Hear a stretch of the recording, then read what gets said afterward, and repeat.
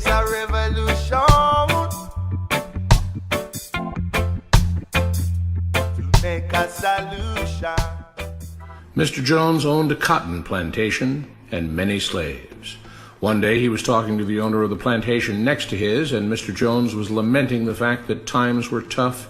He was having to work his slaves harder than ever, and was having trouble with some of them being disobedient or trying to run away. The other plantation owner said he knew someone who could help. Day 1. One day Mr. Jones called his slaves together so a man named Mr. Smith could talk to them. Before beginning, Mr. Smith whispered to Mr. Jones, "Whatever I say, do not contradict me or interfere, and I promise you your slave troubles will end." "My name is Mr. Smith," he said to the slaves, "and this may be the happiest day of your lives. From today forward, you will no longer be slaves, but free men." Mr. Jones was so shocked he started to step forward, but Mr. Smith gestured for him to remain silent. He did, only because the other plantation owner had spoken so highly of Mr. Smith's skills. "You are no longer the property of Mr. Jones," Mr. Smith continued. "You are free. No more would you be forced to labor for the benefit of Mr. Jones. Now you can work for yourselves." Now the slaves were all murmuring and looking at each other. Many were smiling, many were looking puzzled.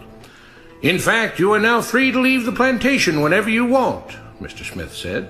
"However, since we are surrounded by other plantations, if you leave, some other plantation owner will likely claim you as his own the moment you set foot on his property. So I urge you not to risk your newfound freedom by doing something so foolish. Instead, I suggest that you stay here, no longer as slaves, but as willing participants and part owners of this plantation. Yes, this is now your plantation." Mr. Jones bit his tongue to keep from objecting. "For now, we might as well leave Mr. Jones in charge," said Mr. Smith, "since he is the only one with any experience at running a plantation, which is quite a complicated thing to manage. But he will no longer be your master, but just another worker on the plantation. In fact, he will now be using his organizational and management skills to serve you. Whatever problems you may have had with him before, you are now all equals, and you need each other to make this work. If we all cooperate and work together, we can all reap the benefits together. In honor of this happy occasion, I present you this new symbol of togetherness and cooperation, this flag, which shall be the emblem of the new, free Jones plantation."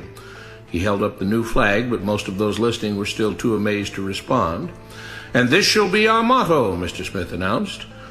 "We work together as free men for our mutual benefit, pledging our allegiance to the Jones plantation, which stands for prosperity, liberty, and justice for all. To celebrate, everyone has the rest of the day off. Enjoy your freedom, do as you please, and be back here tomorrow morning, bright and early, so that we may begin work on this great and noble new endeavor as equal free men." Finally convinced that Mr. Smith was serious, the former slaves applauded and cheered. Day 2. "We all want this plantation to do well," Mr. Smith said at the beginning of the next meeting, "so we can all share in the benefits. We all know that it takes a lot of effort to make a cotton plantation work. Just because you're all free doesn't mean you can stop working. In fact, since you're now working for yourselves, I expect you to work even harder than ever before, but now with pride and joy, knowing that you're working for yourselves.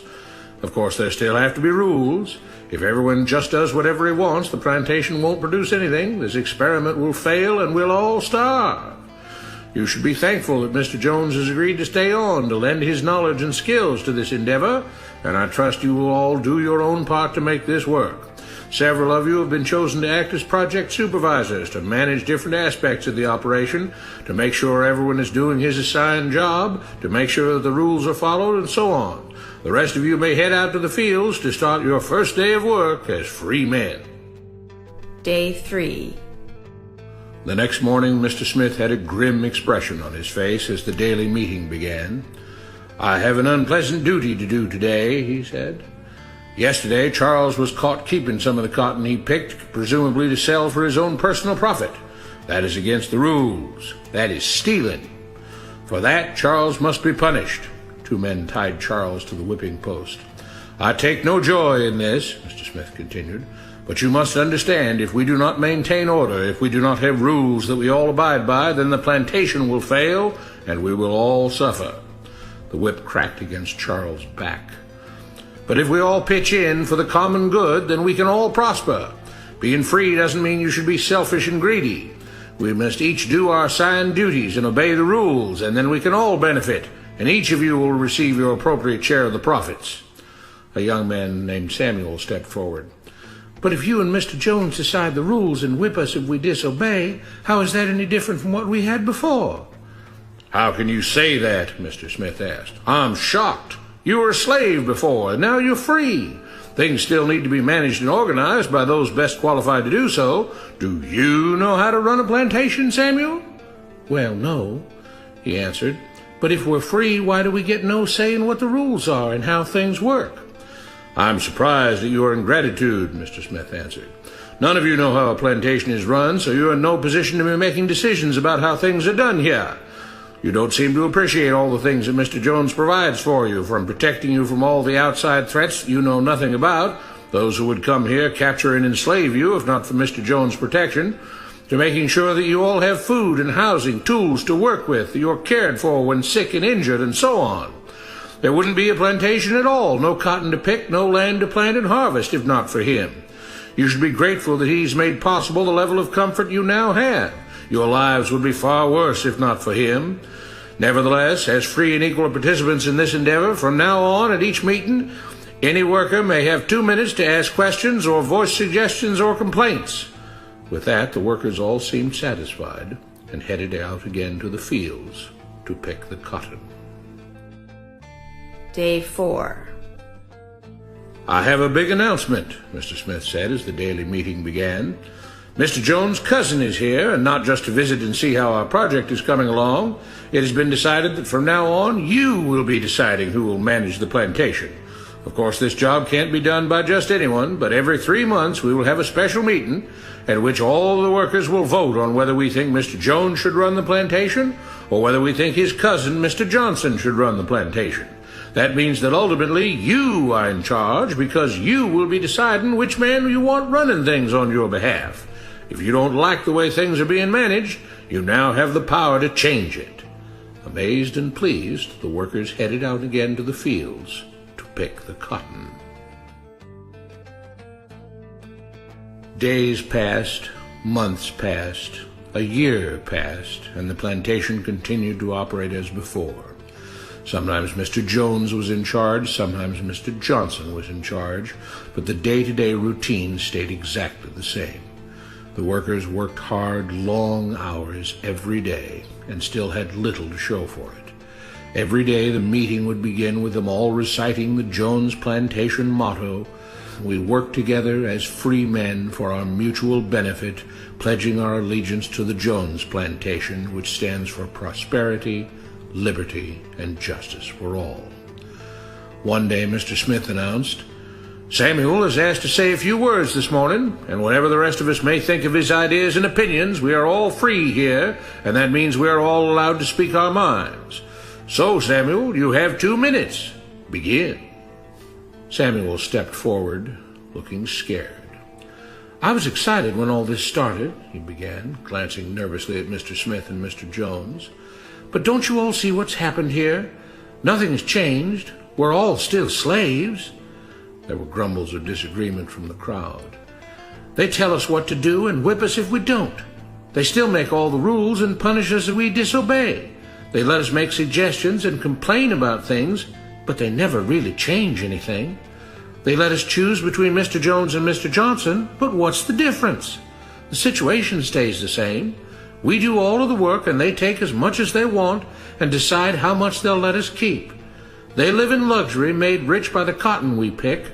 We do all the work and have to build our own huts, grow our own food, and take care of ourselves. They leave us just enough that we don't revolt or run away.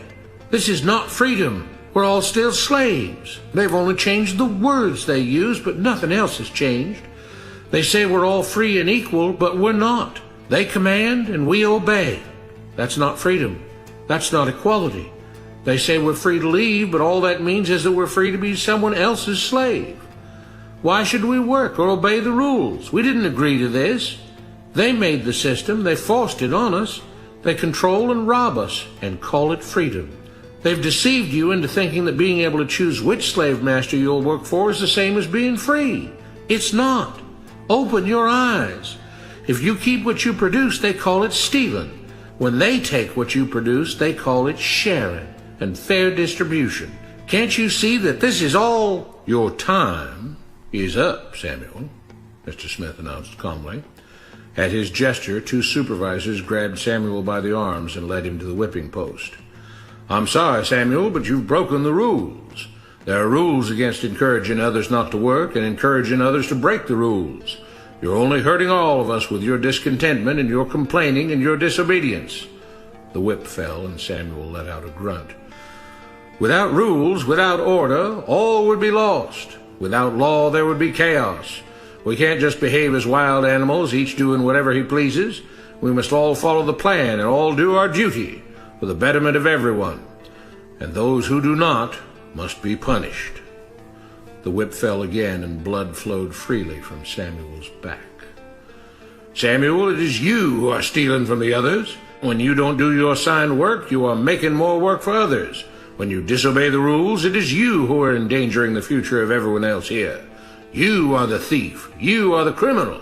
You are the one trying to destroy the arrangement that keeps us all safe and prosperous. At every lash of the whip, the other workers cheered louder and louder, some yelling curses at Samuel. Being spoiled and selfish, you complain about everything, talking as if you're oppressed. But you are the one ruining things. You are the one keeping us from being all we could be. It is your greed and your rebelliousness that is hurting all of us. They all play by the rules, Mr. Smith said, gesturing at the others. What makes you think that you don't have to? You think you're above the law? There were loud yells of agreement as the whip fell again. We must maintain order, Mr. Smith proclaimed, to make this plantation great, to make it so that we can all be happy and prosperous. To have the society we want, there have to be rules. We all have to contribute our fair share to this great endeavor, and we cannot tolerate actions and attitudes that seek to undermine the amazing things that together as free men we have achieved and will continue to achieve. Mr. Jones was smiling as he gave Mr. Smith a pat on the back. The crowd was cheering so loudly that none of them had noticed that Samuel had died. Never make a politician. Oh, they grant you a favor. They will always want to